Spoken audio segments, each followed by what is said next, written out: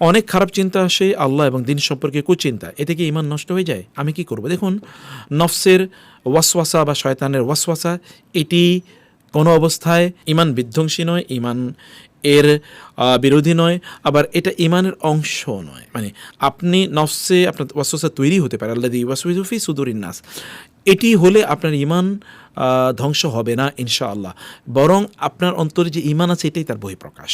কারণ আপনি জান রাসূলুল্লাহ সাল্লাল্লাহু আলাইহি ওয়াসাল্লাম এর কাছে সাহাবায়ে কেরামরা বলেছেন, ইয়া রাসূলুল্লাহ, আমরা ঈমান এনেছি কিন্তু আমাদের অন্তরে আল্লাহ এবং দিন সম্পর্কে এরকম খারাপ খারাপ কথা চিন্তা হয়। রাসূলুল্লাহ বলেন, এরকম হয় সত্যি? তখন বলেন, হ্যাঁ এরকম হয়। রাসূলুল্লাহ বলেন, যাকা সরিহুল ঈমান, তোমার মধ্যে যে সত্যিকার শক্তিশালী ঈমান আছে এটা তার প্রমাণ। কারণ আপনার অন্তরে ঈমান থাকার কারণে শয়তান আপনার মধ্যে ওয়াসওয়াসা তৈরি করে। আর যার অন্তরে ঈমান নাই তার এগুলো চিন্তাই হয় না, সে তো আল্লাহকে নিয়ে চিন্তা করে না, দিন নিয়ে চিন্তা করে না, বিরাসুল নিয়ে চিন্তা করে না, এটার মাঝে আসে না। ফলে যাকা সরিহুল ঈমান, আপনার ঈমান আছে, তাহলে আপনি এটা নিয়ে টেনশন করবেন না। কিন্তু আপনি কী করবেন? তার জন্য আমরা চারটি কথা বলছি, চারটি কাজের কথা বলছি, ভালো করে খেয়াল করুন। এক নম্বর হচ্ছে আপনি সাথে সাথে আউযু বিল্লাহি মিনাশ শাইতানির রাজিম এটি বলবেন। অর্থাৎ যদি মনে কুচিন্তা আসে, খারাপ চিন্তা আসে আল্লাহ এবং আল্লাহ রাসূল দিন সম্পর্কে, তাহলে আউযু বিল্লাহি মিনাশ শাইতানির রাজিম বলবেন। দুই নম্বর হচ্ছে এই বিষয়টি আলোচনায় আনবেন না, মুখে আনবেন না, অন্তর আছে অন্তর পর্যন্তই এটাকে সীমাবদ্ধ রাখুন। তিন নম্বর হচ্ছে আপনি এবার অন্য কাজে মশগুল হয়ে যান, অন্য কাজে আপনি ব্যস্ত হয়ে যান।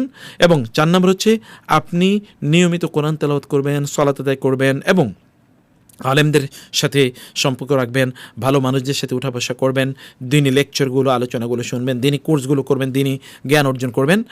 এই চারটি কাজ আপনি নিয়মিত করবেন। এর পাশাপাশি যদি আপনি মনে করেন যে এটা সিভিয়ার লেভেলে চলে গেছে, তাহলে যে কোনো একজন সাইকিয়াট্রিস্ট অথবা একজন যেন থেরাপিস্ট বা কাউন্সিলর বলা হয়, এরকম কারোর সাথে আপনি সাক্ষাৎ করেন, ইনশাআল্লাহ তারা আপনাকে কিছু পরামর্শ প্রদান করবে। তারপরে বলেছেন যে নামাজ, কোরআন, নফল ইবাদতে গাফেল, কিন্তু মন ভালো। মন ভালো থাকলে আল্লাহ তাআলা কি মাফ করে দেবেন? এভাবে ভাবা কি ঠিক? মন ভালো থাকছে আপনার, কিন্তু আপনি ফরজ ছেড়ে দিচ্ছেন। আমরা তো বুঝতে পারছি এটা কেমন মন ভালো থাকে, এটা কেমন মন ভালো থাকা? এটা মূলত শয়তানের একটা ধোঁকা। যেমন মন ভালো, আমি খারাপ কাজ করছি না। মন ভালো, আপনি মানুষ দু ধরনের জিনিস থেকে মানুষ বিরত থাকতে হয়। একটা হচ্ছে যে মানে দু ধরনের কাজ মানুষকে করতে হয়। একটা হচ্ছে ফরজগুলো আদায় করতে হয়, হারাম থেকে দূরে থাকতে হয়। একদল লোকে তারা ফরজ আদায় করে কিন্তু হারাম থেকে দূরে থাকে না, এরাও সফল না। আরেকদল লোকে তারা হারাম কাজ করে না কিন্তু ফরজগুলো আদায় করে না, এরাও সফল না। আপনাকে দুটোর কম্বিনেশন করতে হবে। আপনি কেবল মন ভালো মানে খারাপ কাজ করেন না, কিন্তু আপনি একটা ফরজও আদায় করেন না, তাহলে আল্লাহর হক আদায় করতে হবে না? আল্লাহর হক আদায় না করলে আউয়ালুমা ইউহাসাবু বিহিল আবদু ইয়াউমাল কিয়ামাতি আস-সালাতু, কিয়ামতের দিন সর্বপ্রথম সালাত নিয়ে প্রশ্ন করা হবে। কবরে জিজ্ঞেস করা হবে আপনার রবকে, আপনার দিন কি, আপনার নবীকে। আপনি তখন কি উত্তর দেবেন যদি আপনি এগুলো প্র্যাকটিস না করেন? সে কারণে এই জাতীয় বিশ্বাস এটা পুরাটাই হচ্ছে শয়তানের ধোঁকা।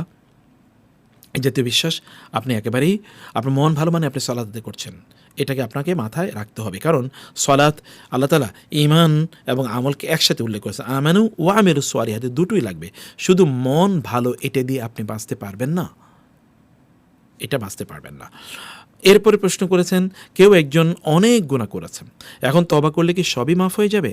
হ্যাঁ, আল্লাহ সুবহানাহু ওয়া তাআলা যদি চান তাহলে বান্দার সকল গুনাহ আল্লাহ তাআলা মাফ করে দিতে পারেন, সকল গুনাহ। আল্লাহ তাআলা কি বলেন নাই, ইন্নাল্লাহা ইয়াগফিরুয যুনুবা জামিআ ইয়া ইবাদিয়াল্লাযীনা আসরাফু আলা আনফুসিহিম লা তাকনাতু মির রাহমাতিল্লাহ ইন্নাল্লাহা ইয়াগফিরুয যুনুবা জামিআ।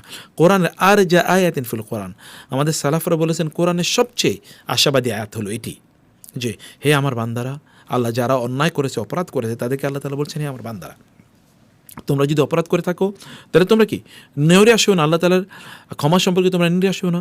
আল্লাহ তাআলা ইন্নাল্লাহা ইয়াগফিরুয যুনুবা জামিআ, আল্লাহ তাআলা সকল গুনাহগুলো আল্লাহ তাআলা কি করেন, মাফ করে দেন। অতএব নিরাশ হওয়ার কোনো উপায় নাই, নিরাশ হওয়ার কোনো সুযোগ নেই, নিরাশ হবেন না, বরং আল্লাহ সুবহানাহু ওয়া তাআলার কাছে ক্ষমা চান যেন আল্লাহ সুবহানাহু ওয়া তাআলা আপনাদেরকে ক্ষমা করে দেন, আপনাকে ক্ষমা করে দেন। এবং আল্লাহ তাআলার কাছে তৌফিক কামনা করুন, আল্লাহ সুবহানাহু ওয়া তাআলা যেন আপনাকে দ্বীনি কাজ করার জন্য তৌফিক আল্লাহ সুবহানাহু ওয়া তাআলা দান করেন, অথবা আল্লাহ সুবহানাহু ওয়া তাআলা যেন আপনাকে সকল ধরনের কল্যাণের মধ্যে যেন আল্লাহ সুবহানাহু ওয়া তাআলা আপনাকে রাখেন।